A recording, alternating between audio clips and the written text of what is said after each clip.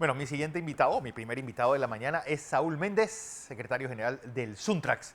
Saúl, como siempre, bienvenido y buenos días. Gracias, Correa. Buenos días a ti, al equipo que contigo trabaja, a los televidentes, a los oyentes, a quienes nos van a ver en redes sociales. Siempre agradecido por la oportunidad.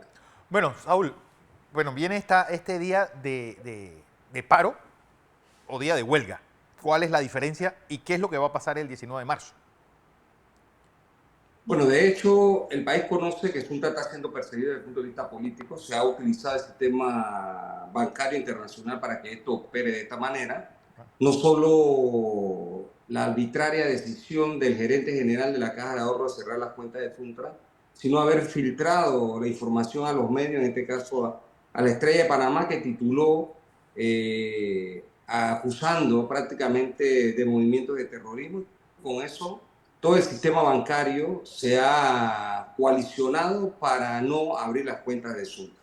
Distintas versiones manejamos, desde que hay funcionarios de la UAF que van y visitan los bancos y verbalmente indican que no se abra cuenta Suntra, hasta noviembre, diciembre, hasta enero presentaron un informe a la Fiscalía contra el Crimen Organizado, 5 de enero, y a partir de allí se ha abierto una investigación política también contra Suntra para seguir tratando de someterlo en función de un acto arbitrario, ilegal, inconstitucional.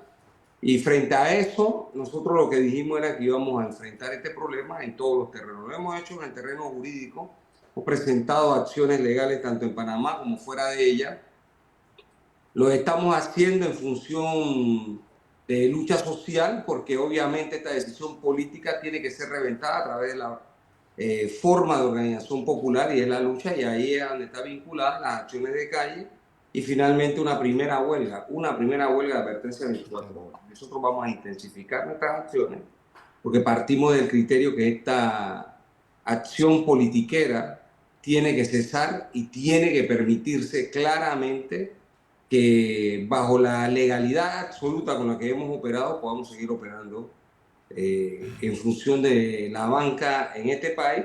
Pero adicional a eso estamos haciendo esfuerzos por empezar a tramitar también otras posibilidades fuera del país y además otras formas, de manera tal de evitar que esto que ocurrió vuelva a ocurrir con los recursos de Suntra. Así que estamos en una situación un tanto compleja, pero que estamos seguros que debe terminarse y debe, obviamente, regresarse a la legalidad de la que fue sacada de hecho Suntra Ok, en materia bancaria. ¿cómo funciona Suntrax o cómo ha funcionado en estos meses?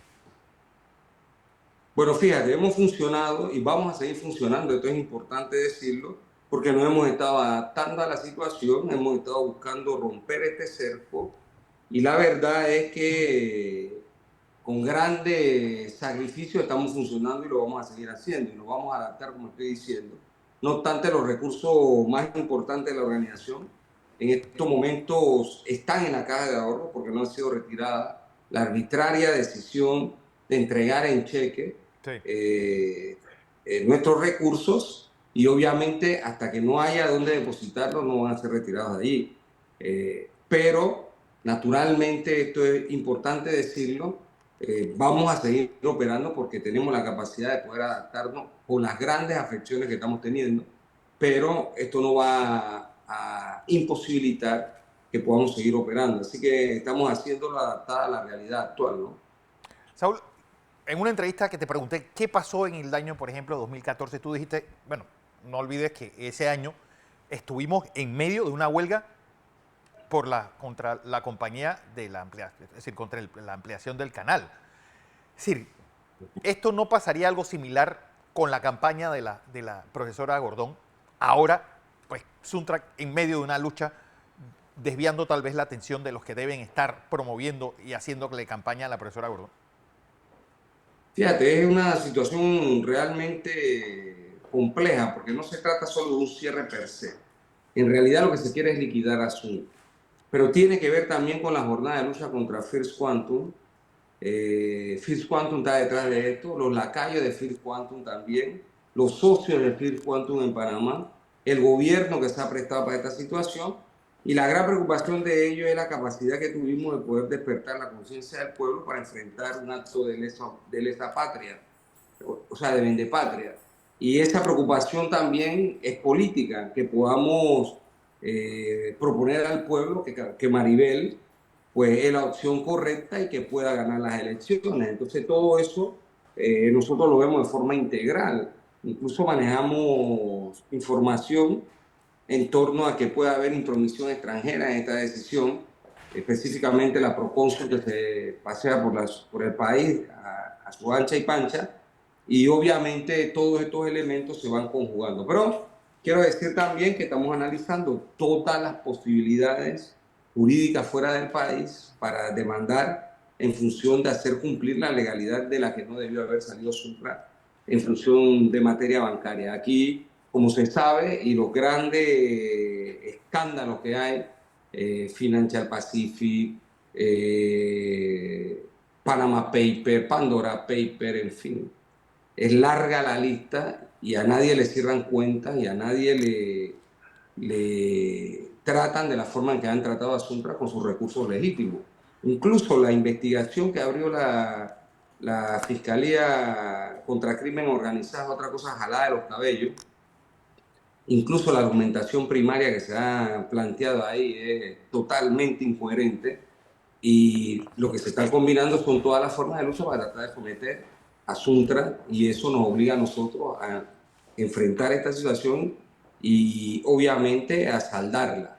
Y sí, sí hay intenciones políticas para afectar la campaña de Maribel, hay intenciones de tratar de liquidar por completo la organización, hay intenciones de tratar de que se mantenga Phil Swanton en el país y así sucesivamente. Todo esto lo vemos nosotros de forma integral, unida como un cuerpo contra una organización que lo único que hizo fue defender al país. Si Suntra no hubiese entrado a esta lucha, usted puede estar seguro que no estaríamos hablando de este tema, estaríamos hablando de otro.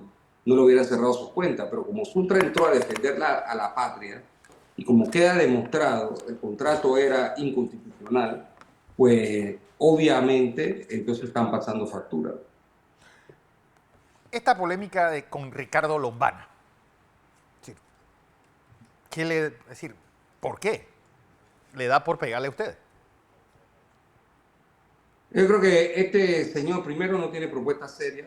Segundo, es un politiquero cualquiera, un mentiroso, un individuo sin escrúpulos, que para tratar de ganar adeptos y mostrarse como un supuesto liberador de la sociedad, ataca de forma sin fundamento, ¿no?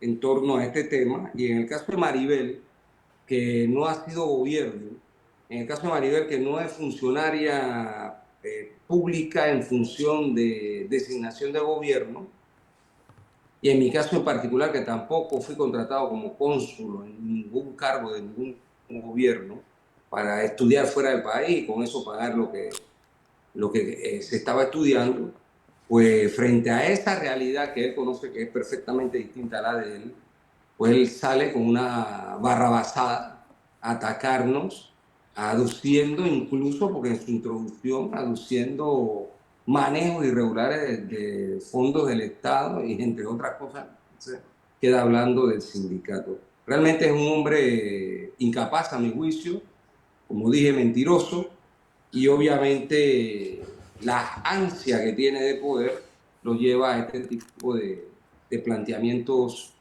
realmente estúpidos e incoherentes. ¿Cómo está la industria de la construcción, Saúl? Tuvo ese pico en el 2013, 2012, más de casi rondando, creo que superó los 100.000 trabajadores. ¿Cómo está ahora? ¿Y cuáles son las perspectivas de que crezca o de se siga reduciendo? Fíjate, en realidad el tema de la construcción empezó a descender. Yo digo, hay dos variables importantes desde el año 2018. La primera de ellas, la construcción del sector privado, que como suele ser de orden anárquica. Eso quiere decir que se invirtió sin planificación. En realidad, y en el año 18, 19, los empresarios, sus propios voceros empezaron a decir que tenían inventario que no podían vender y si ellos no vendían no podían construir. Era la lógica, ¿no? Con la que se redujo la inversión privada. Por otro lado, desde esos años se empieza a plantear con mayor fuerza por parte de las empresas el problema de pago del Estado a sus proyectos, es decir, los contratistas que le construyen al Estado. Entonces, estas dos variables han contraído el tema de la construcción. Empezamos a hacer mediciones más consecutivas a partir de la pandemia. Cuando la pandemia llegó, en realidad contabilizamos 20.000 obreros en la construcción en ese momento, marzo del año 20, y se ha mantenido como una constante, en realidad. Es el número que seguimos manejando, 20.000 obreros en la industria de la construcción en estos momentos, y en realidad no veo perspectiva de inversión privada, hay muy poca, en la práctica, ¿no? Porque si vamos a ver solicitudes de permiso y demás, los números algo incrementan, pero en la práctica, en la ejecución de obras, y la ciudadanía del obrero lo sabe, que cuando usted ve que hay determinada actividad en materia de estos edificios que se construyen, están las empresas que están haciendo los pilotes, las fundaciones y demás, anclándolo. Eso no lo hay en estos momentos de forma significativa en las áreas donde normalmente se hace. Y en el caso de la inversión pública, realmente las obras, muchas de las que se están inaugurando ahora, son obras de administraciones pasadas. Hay poca obra pública licitada como obra nueva. Entonces creo que esta constante se va a mantener, por lo menos este y el próximo año, concretamente, que es como está la industria en estos momentos, ¿no? Ahora, la industria tuvo, y esto es importante decirlo, tuvo un crecimiento vertiginoso. Era imposible que la industria se mantuviese en esos ritmos. Debería buscar un ritmo adecuado, y creo que entre las variables que he planteado y la realidad de lo que representa un país como el nuestro en materia de construcción, los números pueden subir un poco más Sí. y mantener una constante, pues, concreta, pero extraordinaria como hubo anteriormente, imposible. Digo, 20.000 trabajadores en general o 20.000 agregados a Suntra. Porque, ¿y cuántos trabajadores de la Pero construcción son agremiados de Suntra? nosotros contabilizamos los proyectos que están en ejecución en estos momentos, los que se rigen por el convenio y los que no. Y es la cifra que estamos manejando en términos concretos, ¿no? Por ejemplo, si vienes a Chiriquí, donde estoy en estos momentos, la cantidad de obras son pocas. Y hay obras que en efecto se rigen por el convenio colectivo y hay obras que no. Así que contabilizamos las dos, las dos. Las dos. Bueno, En torno a los agremiados de Suntra, nominalmente Suntra tiene más de 100.000 agremiados, lo que significa que de esos 100.000 agremiados, pues en estos momentos están parados el 80%. wow. Bueno, lo importante, Saúl, es qué nos espera en marzo, porque ayer hubo un cierre en Cinta Costera, Avenida Balboa. Va a haber cierres parciales por parte de obreros de Suntrac en la próxima Fíjate, semana, por ejemplo. nosotros empezamos a primero a distribuir volantes, apenas empezó enero, Sí, creando conciencia en la población de lo que está ocurriendo, porque mucha gente pensó que este problema ya se había resuelto, etcétera, confusiones en torno a ello. Y hemos decidido elevar nuestros niveles de lucha. Y es lo que va a ocurrir, se van a intensificar las acciones de lucha de Suntra en demanda de que este problema se resuelva. Entonces, marzo 19 hay la huelga y obviamente vamos a crear las condiciones antes de llegar a ella en las calles en función de este tema, y vamos a seguir intensificando las acciones hasta que este problema se resuelva, porque esto en realidad, como ya lo hemos dicho, lo estamos atendiendo en todas las aristas, en las jurídicas, en la social, en la política, en la lucha social, y naturalmente, si es una decisión política la que nos tiene en esto, alguien tiene que sentarse a resolver este problema y resolverlo de una vez por todas, porque si no, nosotros finalmente vamos a declarar una huelga indefinida en el sector de la industria. A eso nos están llevando, y obviamente todo eso se va a desarrollar entre marzo y abril. Vamos a intensificar nuestras acciones. y la pregunta, pues, dirán los empresarios, ¿y por qué nosotros tenemos que pagar por algo que no tenemos ni siquiera la forma de cómo, es decir, cómo solucionarlo? Bueno, es que ahí se está atentando contra el organismo que realmente es el organismo que dignifica la vida de los trabajadores de la construcción. Es el organismo que negocia convenio colectivo, es el que ha mejorado sus condiciones de vida y de trabajo, del trabajador y su familia. Entonces esto para los trabajadores no es cualquier cosa.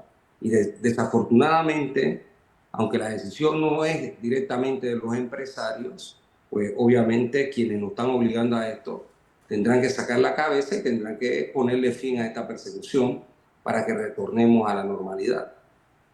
Bueno, vamos a ver en qué termina todo esto, Saúl Méndez. Gracias. Oye, ¿Cómo no? vas a estar el miércoles. Gracias Fernando. Vas Gracias a- por la oportunidad. Y permíteme felicitar a las mujeres del mundo y en particular a las nuestras. A la mujer trabajadora, a la mujer luchadora, a las mujeres que en su larga historia de lucha por sus derechos, por su igualdad, naturalmente han puesto gotas de sacrificio importantes y habrá que seguir avanzando hasta conseguir esas reivindicaciones plenas de igualdad entre hombres y mujeres, pero también reivindicaciones de orden social, político, ideológico, es decir, de una sociedad donde podamos vivir mejor todos, ¿no? Así es. Saúl Méndez. Gracias. Gracias, secretario general de El Salud. Suntrack.